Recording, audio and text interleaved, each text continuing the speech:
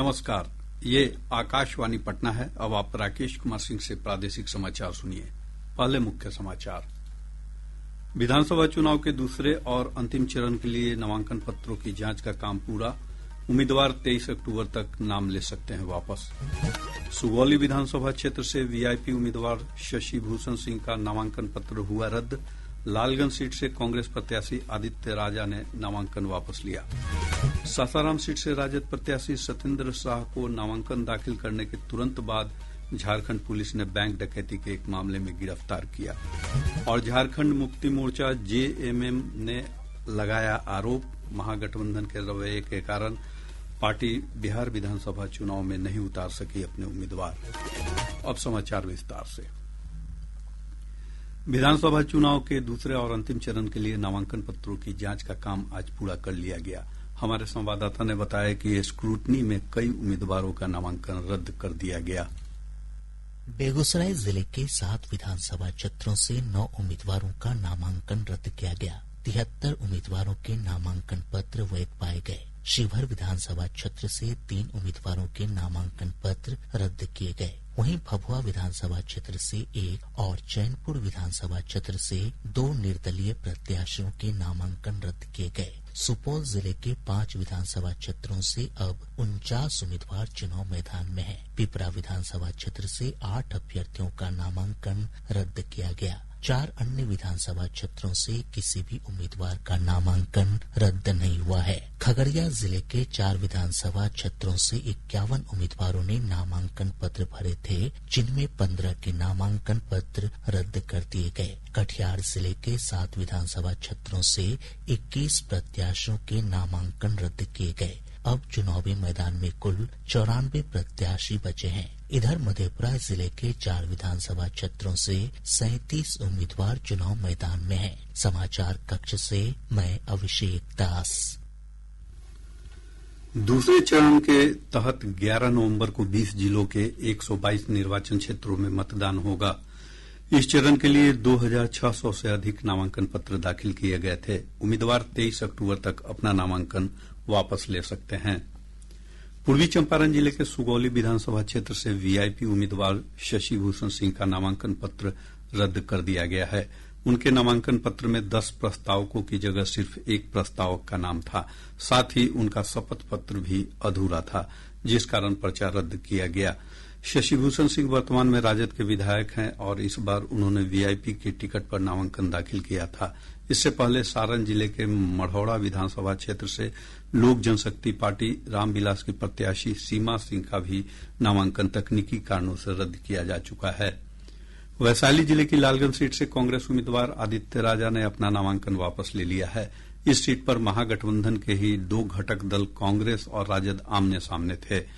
कांग्रेस के उम्मीदवार द्वारा नामांकन वापस लिए जाने के बाद इस सीट पर महागठबंधन से शिवानी शुक्ला उम्मीदवार हैं। वे मुन्ना शुक्ला की बेटी हैं। इस सीट पर पहले चरण की तरह 6 नवंबर को मतदान होना है। भाजपा ने मोहनिया सुरक्षित विधानसभा क्षेत्र से राजद प्रत्याशी श्वेता सुमन के नामांकन को निरस्त करने की मांग निर्वाचन आयोग से की है। पार्टी ने कहा है कि श्वेता सुमन उत्तर प्रदेश की मूल निवासी हैं, साथ ही उनके नामांकन पत्र में भी कई त्रुटियां हैं। भाजपा की बागी आशा सिन्हा का दानापुर निर्वाचन क्षेत्र से नामांकन रद्द हो गया है। भाजपा से टिकट नहीं मिलने के बाद उन्होंने जन सुराज के टिकट पर अपना नामांकन दाखिल किया था। पटना साहिब से निर्दलीय उम्मीदवार शिशिर कुमार ने अपना नामांकन वापस ले लिया है। उन्होंने भाजपा प्रत्याशी रत्नेश कुशवाहा के समर्थन में प्रचार करने का फैसला किया है। शिशिर कुमार पटना नगर निगम की मेयर सीता साहू के पुत्र हैं और उन्होंने भाजपा से टिकट नहीं मिलने के बाद निर्दलीय नामांकन पत्र भरा था। मोतिहारी से राजद प्रत्याशी देवा गुप्ता के घर पुलिस ने छापेमारी कर हत्या के एक मामले में फरार चल रहे आरोपी सुबोध यादव को गिरफ्तार कर लिया है। यह गिरफ्तारी भाजपा नेता राजन कुमार की हुई हत्या के मामले में की गई है। सासाराम सीट से राजद प्रत्याशी सत्येंद्र शाह को नामांकन दाखिल करने के तुरंत बाद गिरफ्तार कर लिया गया। ये गिरफ्तारी झारखंड के गढ़वा जिला पुलिस ने सासाराम पुलिस की मदद से की। गिरफ्तारी के बाद सत्येंद्र शाह को गढ़वा लाया गया और उन्हें न्यायालय में पेश किया गया। बाद में सत्येंद्र शाह को न्यायिक हिरासत में जेल भेज दिया गया। सत्येंद्र शाह पर गढ़वा के चिरौंजिया मोड़ स्थित बैंक में डकैती का आरोप है।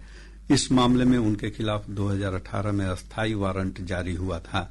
रोहतास के एसडीपीओ कुमार वैभव ने बताया, पुलिस रिकॉर्ड में सत्येंद्र शाह के खिलाफ लूट, डकैती, आर्म्स एक्ट और धमकी जैसे 20 से अधिक आपराधिक मामले दर्ज हैं।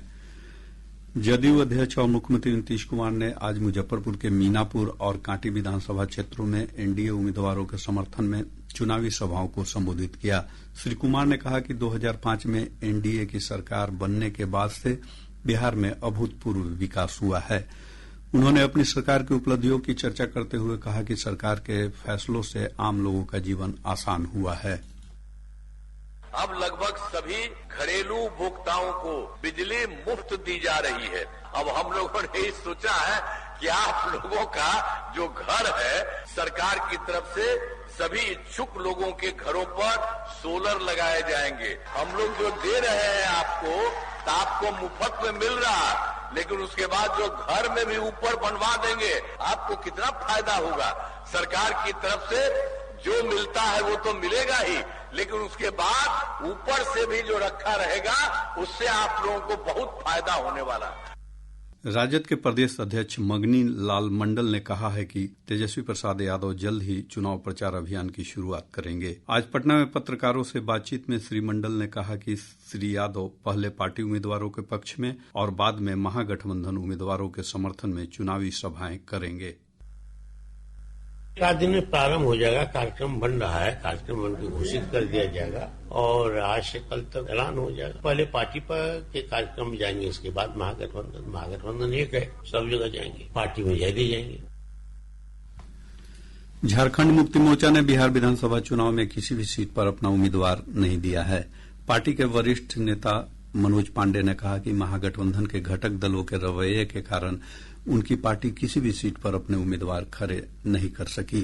उन्होंने कहा कि जेएमएम को महागठबंधन का हिस्सा बने रहना है या नहीं, यह फैसला पार्टी प्रमुख हेमंत सोरेन करेंगे। हमारी इच्छा नहीं थी कि हम गठबंधन तोड़ें। 6 सीट पर पार्टी मन बना चुकी थी, परंतु फिर इंडिया गठबंधन के तरफ से ये बातें आई थी कि नहीं, आपको एकोमोडेट किया जाएगा, इंतजार करें, लेकिन इंतजार की इंतहा हो गई। अंततः गठबंधन में कहीं जगह नहीं मिला, सिर्फ भ्रम पैदा किया गया। तो पार्टी ने फैसला लिया कि हम चुनाव में न अपना कैंडिडेट उतारेंगे। गठबंधन ने जब हमें हमारा हक नहीं दिया तो फिर ठीक है, हम चुनाव के बाहर रहते हैं।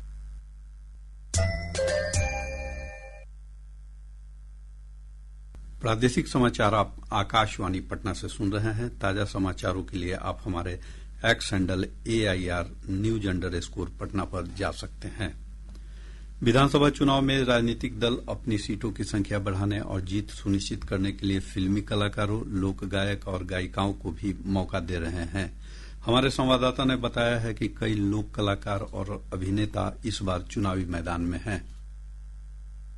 बिहार विधानसभा चुनाव में इस बार कला और फिल्म जगत की हस्तियों के साथ साथ कई प्रोफेशनल भी चुनावी मैदान में उतरे हैं। भारतीय जनता पार्टी ने लोक गायिका मैथिली ठाकुर को दरभंगा की अलीनगर सीट से उम्मीदवार के रूप में उतारा है। वहीं भोजपुरी फिल्म जगत के जाने माने अभिनेता खेसारी लाल यादव राष्ट्रीय जनता दल के टिकट पर छपरा से चुनाव लड़ रहे हैं। जाने माने भोजपुरी गायक रितेश रंजन पांडे जन सुराज पार्टी से रोहतास जिले की करगहर विधानसभा सीट से चुनावी मैदान में हैं। पूर्व IPS अधिकारी शिवदीप लांडे जमालपुर और अररिया निर्वाचन क्षेत्र से चुनाव लड़ रहे हैं। वहीं असम कैडर के पूर्व IPS अधिकारी आनंद मिश्रा भी इस बार बक्सर विधानसभा निर्वाचन क्षेत्र से भाजपा के प्रत्याशी हैं। धर्मेंद्र कुमार राय, आकाशवाणी समाचार, पटना। निर्वाचन आयोग ने बिहार विधानसभा चुनाव के दौरान राजनीतिक दलों और उम्मीदवारों को मतदान से पहले और मतदान के दिन प्रकाशित होने वाले सभी प्रिंट विज्ञापनों के लिए मीडिया प्रमाणन और निगरानी समिति से पूर्व प्रमाणन प्राप्त करने का निर्देश दिया है। आयोग ने कहा कि निष्पक्ष प्रचार का वातावरण सुनिश्चित करने के लिए यह निर्णय लिया गया है। आयोग ने कहा है कि राजनीतिक विज्ञापनों के लिए आवेदकों को विज्ञापन की प्रस्तावित तिथि से कम 2 दिन पहले राज्य और जिला स्तर पर समिति को आवेदन जमा करना होगा। राज्य में आदर्श आचार संहिता लागू होने के बाद से विभिन्न प्रवर्तन एजेंसियों, गश्ती यूनिटों और निगरानी टीमों ने 27 करोड़ 26 लाख रुपए मूल्य की शराब और करीब 17 करोड़ 74 लाख रुपए मूल्य के मादक पदार्थ जब्त किए हैं। मतदाताओं को लुभाने के लिए एकत्र की गई 15 करोड़ 32 लाख रुपए मूल्य की अन्य वस्तुएं भी जब्त की गई हैं। इसके अलावा 5 करोड़ 74 लाख रुपए की नकदी भी बरामद की गई है। प्रदेश में विधानसभा चुनाव को लेकर मतदाता जागरूकता अभियान जारी है। चर्चित फिल्म अभिनेता और स्टेट स्वीप आइकॉन क्रांति प्रकाश झा ने लोगों से बड़ी संख्या में मतदान करने की अपील की है। असली रोल होता है जिम्मेदार नागरिक का। जब आप वोट करने के लिए बूथ पर जाते हैं तभी आप अपना असली रोल निभाते हैं। जिम्मेदार नागरिक होना अपने आप में एक बहुत गर्व की बात है। तो इसीलिए इस बार विधानसभा आम निर्वाचन 2025 चुनाव में अपना कीमती वोट डालें और अपने जिम्मेदार नागरिक होने का, अपने हीरो होने का फर्ज अदा करें। वोट करेगा बिहार तभी तो अपनी सरकार चुनेगा बिहार। बिहार विधानसभा चुनाव और अन्य राज्यों में हो रहे विधानसभा उपचुनाव के लिए आम लोगों ने सी विजिल ऐप के माध्यम से अब तक 650 शिकायतें दर्ज करवाई हैं। इनमें से 649 शिकायतों का निपटारा कर दिया गया है।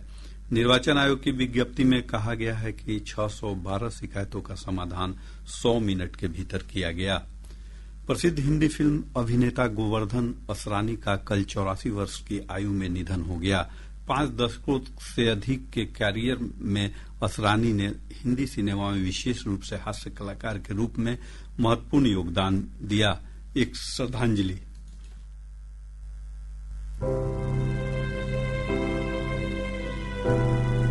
असरानी का जन्म 1 जनवरी 1941 को जयपुर में हुआ था। उन्होंने जयपुर के सेंट जेवियर स्कूल से पढ़ाई की और फिर राजस्थान कॉलेज से स्नातक भी किया। उन्होंने 2-3 साल आकाशवाणी जयपुर में काम किया और फिर पुणे के फिल्म इंस्टीट्यूट में एडमिशन लिया। साल 1967 में फिल्म हरे कांच की चूड़िया से असरानी ने बॉलीवुड में डेब्यू किया। इसके बाद वो बॉलीवुड की फिल्मों में नजर आए और अपनी कॉमिक टाइमिंग के लिए मशहूर हुए। शोले में जेलर की भूमिका के लिए वो प्रसिद्ध हुए। असरानी ने ये रोल चार्ली चैपलिन और हिटलर की स्टाइल को मिलाकर निभाया था। हम अंग्रेजों के जमाने के जेलर हैं, आजकल के जेलरों की तरह नहीं जो कैदियों को सुधारने की फिक्र में लगे रहते हैं। हाँ, हम अच्छी तरह जानते हैं तुम लोग कभी नहीं सुधर सकते हो। अरे जब हम नहीं सुधर सके तो तुम क्या सुधरोगे?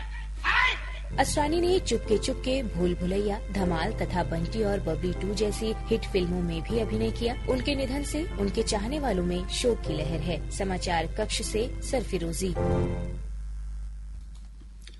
पटना के गर्दनीबाग थाना क्षेत्र अंतर्गत एक मकान में पुलिस ने छापेमारी कर नशीली सुई बेचने वाले गिरोह का भंडाफोड़ किया है। मौके से 900 वाइल इंजेक्शन के साथ एक युवक को गिरफ्तार किया गया। और अब अंत में मुख्य समाचार एक बार फिर। विधानसभा चुनाव के दूसरे और अंतिम चरण के लिए नामांकन पत्रों की जांच का काम पूरा। उम्मीदवार 23 अक्टूबर तक नाम ले सकते हैं वापस। सुगौली विधानसभा क्षेत्र से वीआईपी उम्मीदवार शशिभूषण सिंह का नामांकन पत्र हुआ रद्द। लालगंज सीट से कांग्रेस प्रत्याशी आदित्य राजा ने नामांकन वापस लिया। सासाराम सीट से राजद प्रत्याशी सत्येंद्र शाह को नामांकन दाखिल करने के तुरंत बाद झारखंड पुलिस ने बैंक डकैती के एक मामले में गिरफ्तार किया। और झारखंड मुक्ति मोर्चा जेएमएम ने लगाया आरोप, महागठबंधन के रवैये के कारण पार्टी बिहार विधानसभा चुनाव में नहीं उतार सकी अपने उम्मीदवार। इसके साथ ही आकाशवाणी पटना से प्रसारित प्रादेशिक समाचार का ये अंक समाप्त हुआ।